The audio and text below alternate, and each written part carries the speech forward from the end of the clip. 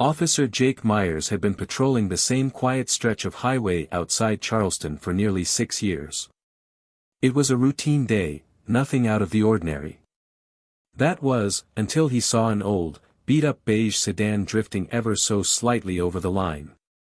With nothing else on the scanner, he flicked on his lights and pulled the car over. It rolled to a slow stop on the shoulder, steam puffing slightly from the hood. As he stepped out and approached the driver's side, he expected a frazzled senior, maybe someone confused or anxious about being pulled over. Instead, a calm, silver-haired woman rolled down the window. Her expression was unreadable. She wore large, dark glasses and a brown scarf loosely around her shoulders. "Ma'am," Jake began with a slight chuckle, "you planning to drive the whole way to Florida on the shoulder lane?" She smiled softly but said nothing.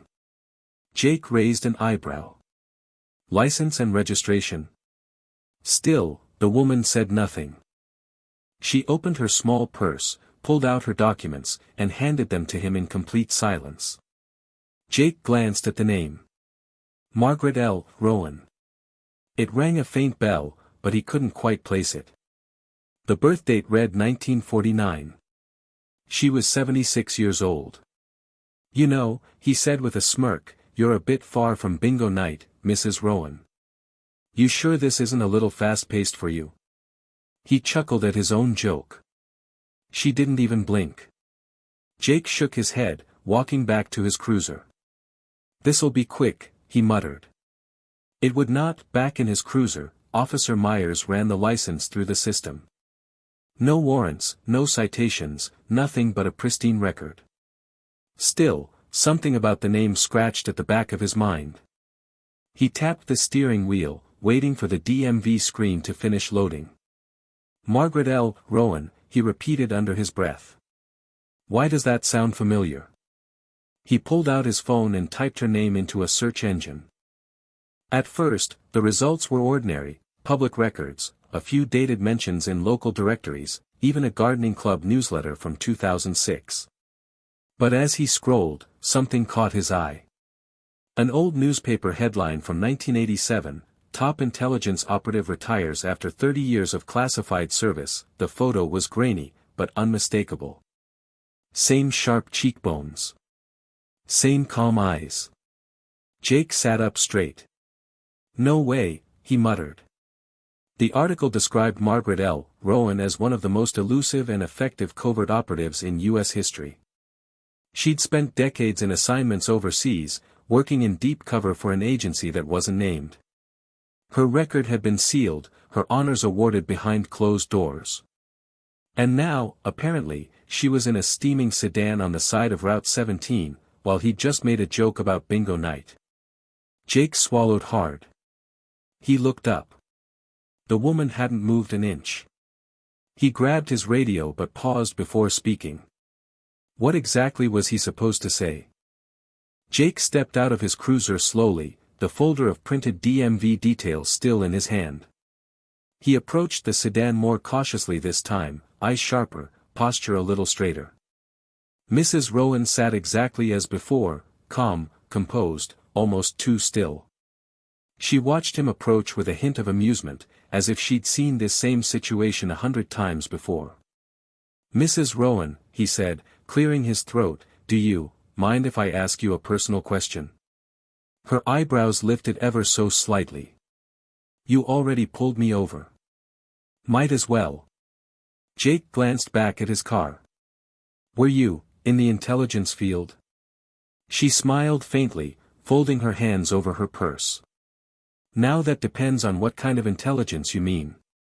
Jake laughed nervously. "I mean, like, federal." There was a long pause. Then she leaned slightly forward. "You're too young to remember the Cold War," she said.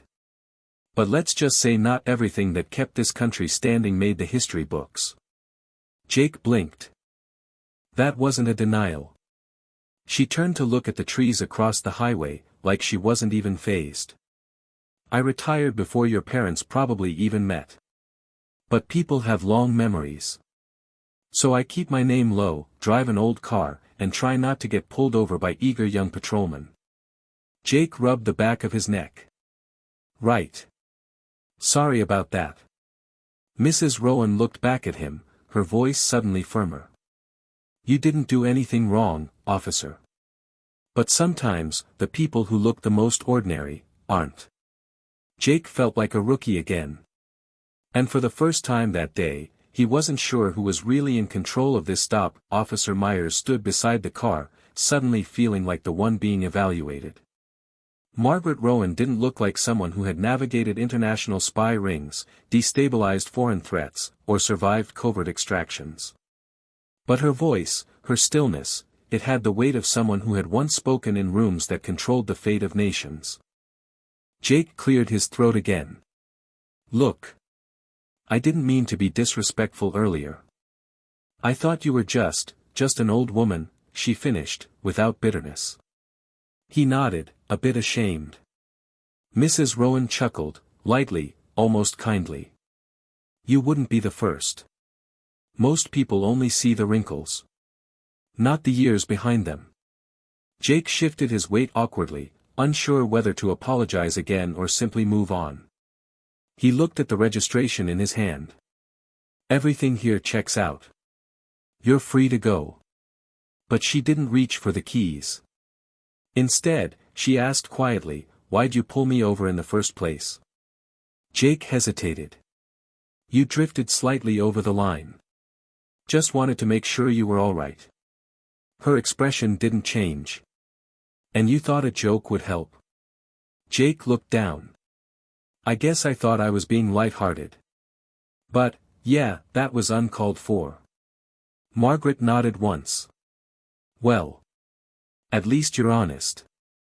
Then she reached into the glove compartment and pulled out a small leather badge wallet, old, worn, but unmistakably official. She opened it just enough for Jake to glimpse the embossed gold shield, the kind only a handful of people in the country had ever seen. No words. No explanation. Just a look. Jake's eyes widened, heart thumping. She slipped it back into the compartment. I haven't shown that to anyone in over 20 years. Jake swallowed. Why show me? Because you're going to remember this moment, she said gently. And maybe next time, you'll look a little deeper before you laugh. For a long moment, there was silence between them, just the soft hum of the highway and the distant rustling of wind through pine trees. Jake felt like the ground beneath his feet had shifted. The authority he usually carried during stops had evaporated, not because of force, but because of something far more humbling, experience he couldn't measure, presence he couldn't fake. Margaret finally reached for the ignition but paused before turning the key. You know, Officer Myers, she said, eyes still forward, most people assume age is a weakness. But the truth is, age is a filter. It leaves behind only what's necessary. Jake absorbed that, unsure how to respond. He looked at her, really looked at her, for the first time. Not just a driver. Not just an elderly woman. A survivor. A protector. A shadow from history who had chosen silence over credit. Thank you, he said quietly, unsure if he meant it for her service, her patience, or the lesson. Margaret finally smiled. Stay safe out there. And be kind. With a soft hum, the engine sputtered to life. The old sedan rolled back onto the road and slowly disappeared into the horizon, leaving behind a stunned young officer and a moment he'd never forget. Jake stood by the side of the road for a few more minutes, her words echoing in his mind. He got back into his cruiser, radioed into dispatch, and then sat in silence. For the rest of his shift, he didn't pull anyone else over. Not because he was shaken, but because he finally understood something they didn't teach at the academy. Sometimes, the quietest people carry the loudest truths. Later that night, Jake sat in the break room of the precinct, staring into a lukewarm cup of coffee. The station buzzed with chatter and paperwork as usual, but he couldn't stop replaying the encounter in his head. He opened his phone again and typed in Margaret L. Rowan, this time with more intent. He found forums. Deep threads buried on intelligence community blogs. Mentions in memoirs by retired operatives. All vague, all cryptic. A few hinted at a female field specialist who'd once helped prevent a global standoff in the 70s. One called her the Whisper, a name never officially confirmed, always in past tense, and always with a note of awe. Jake sat back, the phone trembling slightly in his hand. Then his desk phone rang. He nearly jumped. "Myers," he answered, trying to sound composed. "Officer Myers," a clipped, professional voice replied. "You performed a traffic stop today on an individual named Margaret Rowan. Correct?" "Yes. This is Agent Lawson, Office of Strategic Security Affairs. You're not in trouble. But we need to be very clear, what you saw today, and what you may think you know, doesn't leave your mouth." Jake blinked. "Wait, is this official?" the agent interrupted. "And confidential. Do not mention this incident in any report. If your body cam was activated, that footage is already being handled." Jake's skin chilled. "She's really who I think she is?" Another pause. "She was more than that." The line clicked dead. Jake slowly hung up the phone. What had started as a casual stop on a quiet road had unraveled into a moment that pulled back the curtain on a world he didn't even realize still existed. He leaned back in his chair, heart still racing. Some people live ordinary lives. Others retire from extraordinary ones, and carry their secrets quietly, behind tinted windows and tired engines. Jake knew one thing for certain now, he'd never underestimate a stranger again. 3 weeks passed. Officer Jake Myers was back on patrol, driving the same stretch of highway where it had all started. But something inside him had shifted. He was more alert now, less reactive, more thoughtful. Every face he passed held a story he no longer assumed he understood. It had changed him. At roll call, his fellow officers noticed he'd stopped making offhand jokes during stops. He was still firm, still by the book, but now he listened more. Observed more. One afternoon, a man from Internal Affairs casually stopped by the precinct. Not for a reprimand, but to hand Jake a sealed envelope. No return address. No explanation. Jake opened it in private. Inside was a single photograph. Black and white. Faded. It showed a younger Margaret Rowan in uniform, standing beside a group of people whose faces were mostly blurred out. All except hers.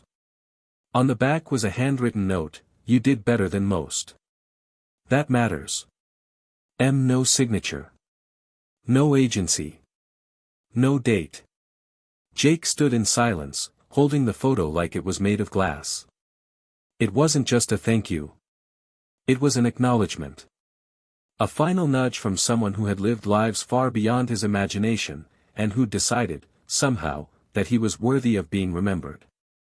He tucked the photo into his vest pocket and walked outside, where the wind carried the scent of pine and the sound of tires against pavement.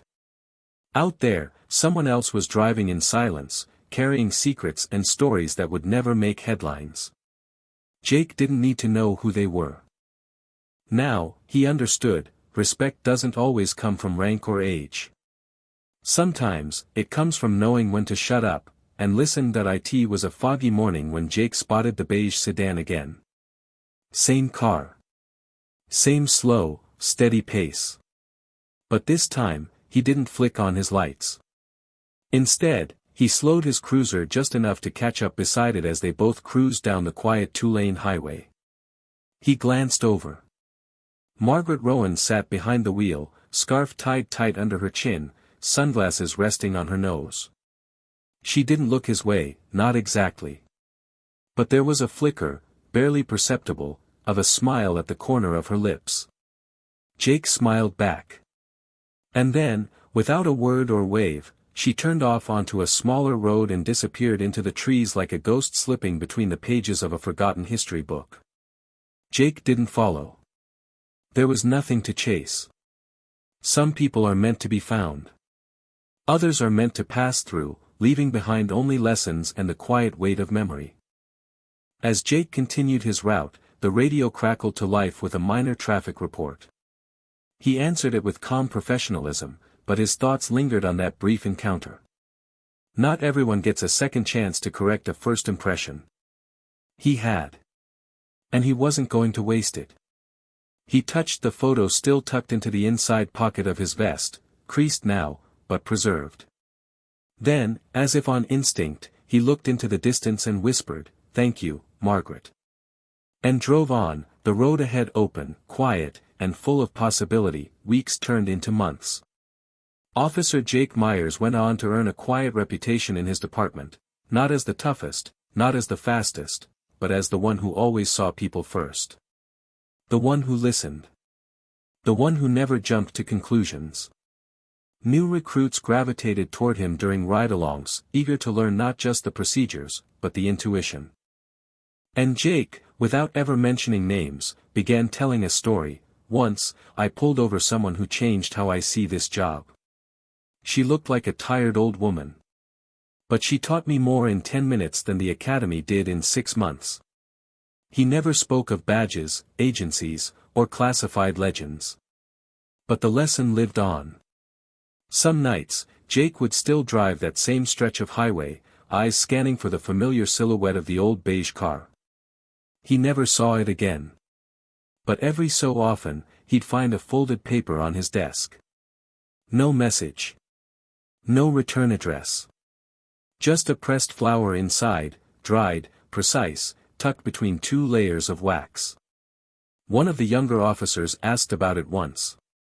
Jake just smiled and said, "Someone who knows I don't forget." Because he hadn't. He never would. In a world of noise and ego, Margaret Rowan had walked through like a shadow, quiet, deadly precise, and deeply human. Jake didn't need medals or headlines to remember. He just needed that one roadside stop. To carry a legacy forward, fade in, a quiet 2-lane highway. Early morning light filters through pine trees. A cruiser drives alone. Narration, voiceover style, some people chase glory. Others walk beside it for years and never say a word. I used to think my badge meant I understood control, respect, and authority.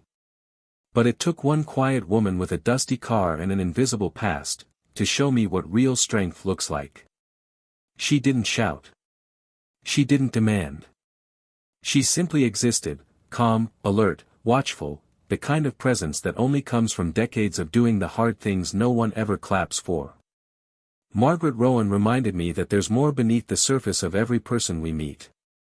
And that the most powerful lessons don't always come with flashing lights, they come when we least expect them. Cut to Jake back on patrol, nodding to a stranger at a gas station, helping a nervous driver with steady patience, passing along the lesson without ever mentioning her name. She gave me no orders, left me no file. Just a moment, a shift. And in this job, that's enough. Wherever she is now, I know she's still watching. Not out of paranoia, but purpose. Some serve for medals. Others serve in silence. But they both shape the world. Fade to black.